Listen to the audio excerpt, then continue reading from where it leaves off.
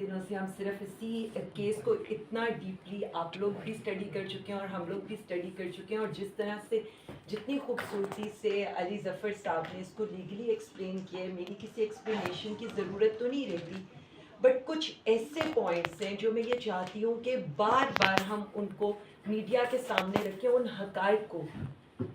अभी मैं जब रास्ते में इसको स्टडी करी थी तो पता ये चला, अब जो फ़ैसले आ रहे हैं वो फ़ैसले इट्सेल्फ इतने अजीबो गरीब सी बातों उनमें मेंशन्ड हैं कि अक्ल दंग रह जाती है कि आप कितना क्लियरली एक बात को कर रहे हैं।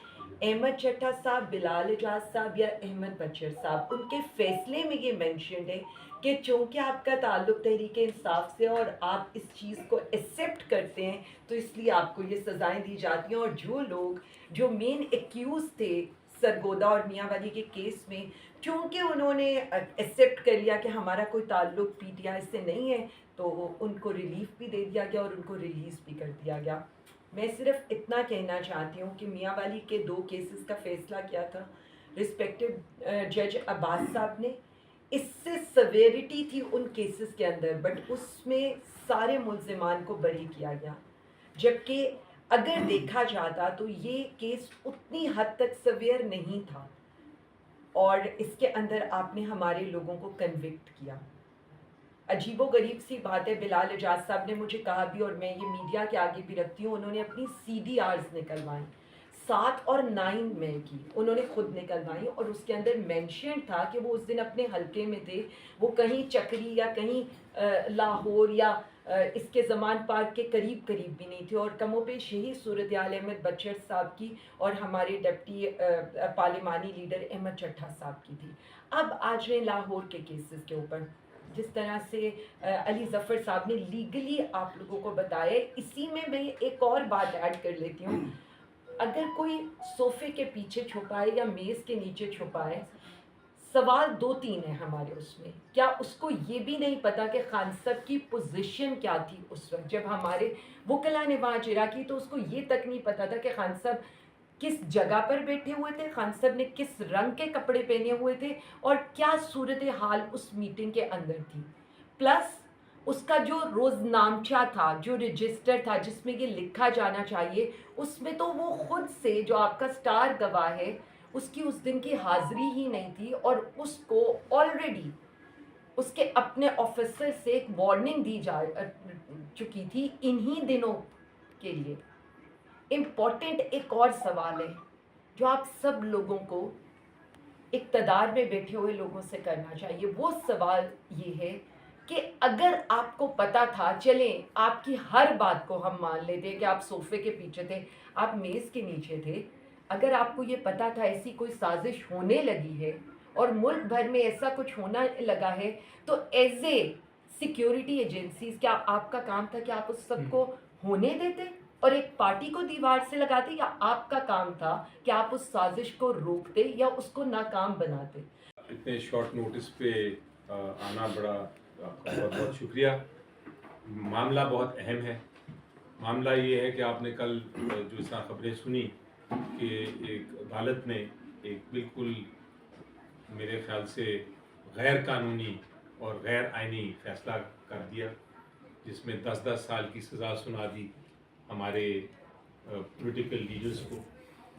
मेरी नज़र में मेरे सामने सारे डॉक्यूमेंट्स पड़े हैं, मैंने इसको पूरा केस को देखा, मैंने कहा कि मैं आप तक पहुंचाऊं अपना मौक़िफ़। इल्ज़ाम लगाना बड़ा आसान है, इल्ज़ाम किसी पे भी लगाया जा सकता है, लेकिन जब आप अदालत में जाते हैं तो अदालत में शहादत जो दी जाती है उस पे डिपेंड करता है कि किसी के ख़िलाफ़ मुकदमा जो था वो दुरुस्त था या नहीं।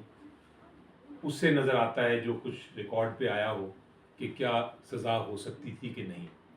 तो मैंने वो सारा एविडेंस पढ़ा, जो जो इल्ज़ामात लगाए उसके मुताबिक मैंने उसको कानून की निगाह से देखा, और मैं आपको मोटी मोटी 2-3 बातें बताता हूँ कि क्यों मैंने कहा शुरू में कि ये इतना गलत सियासी फ़ैसला है। नज़र आता है कि ये सियासी फ़ैसला है।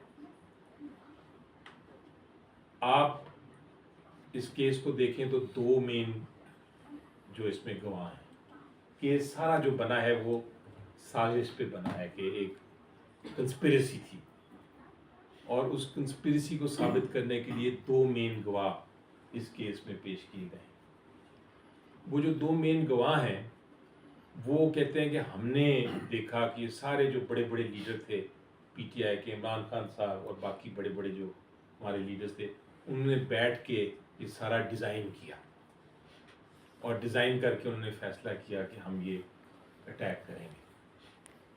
तो ये जो 2 गवाह थे वो कहते क्या है कि हम किस तरह हमें पता है कि ये सारी कंस्पिरेसी हुई। एक गवाह साहब कहते हैं रिकॉर्ड पे कि मैं जिस तरह वो सोफ़ा सामने पड़ा ना, सोफ़े के पीछे छुपा हुआ था और मैं सुन रहा था कि क्या क्या लोग बातें कर रहे हैं। दूसरे गवाह जो हैं वो कहते हैं जो टेबल जिस तरह मैं बैठा हूँ उसके नीचे छुपा हुआ था और मैं सुन रहा था कि कौन कौन है।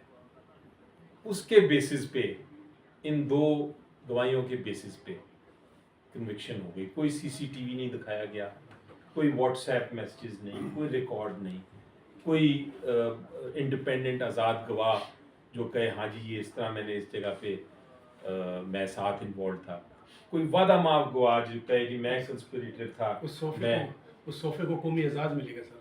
ये इस किस्म के केस पे, इस किस्म की गवाही पे, इस किस्म के रिकॉर्ड पे आप कन्विक्शन करते हैं, आप सज़ा देते हैं 10-10 साल की, तो ये कोई भी नहीं मानेगा। ये किसी लॉ कॉलेज के अभी पहले साल के जो स्टूडेंट है वो भी इसको नहीं मानेगा कि इस गवाही पे कन्विक्शन हो सकती है। तो मैंने आपको एक मोटी सी मिसाल दी। इसके बाद मुझे नहीं नज़र आता कि ये पूरी दुनिया में ये केस की बात हो रही है। इसके बाद जो पाकिस्तान की इज़्ज़त है, पाकिस्तान के अदालती निज़ाम की जो इज़्ज़त है, हमारी जो इंस्टीट्यूशन की साख है, उसको नुकसान पहुंचा है। अब जैसा मैंने पहले कहा था कि रिकॉर्ड तो आ गया, हमें क्यों हम नहीं घबरा रहे, हम क्यों इस वक्त एक्सपेक्ट कर रहे थे कि ये होगा।